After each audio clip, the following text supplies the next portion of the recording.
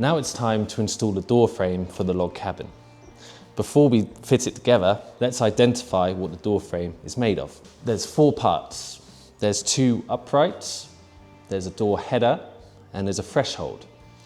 The uprights contain the hinges, the header is rebated, and the threshold features a metal step on top.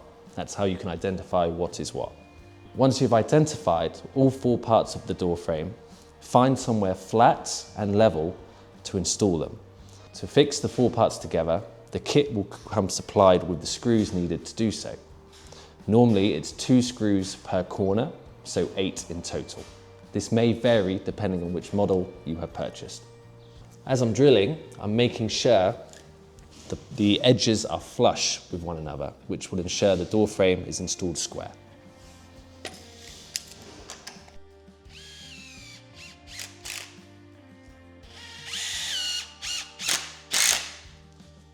And there we have it, a completed door frame ready to be placed inside the cabin. Now it's time to assemble the door frame that we constructed earlier within the log cabin. We have the inner part of the door frame as well as the outer uprights, which are already fitted.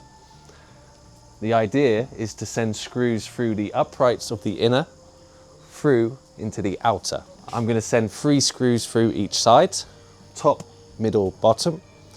And to make sure it looks nice, I'm going to measure and mark my pilot holes now.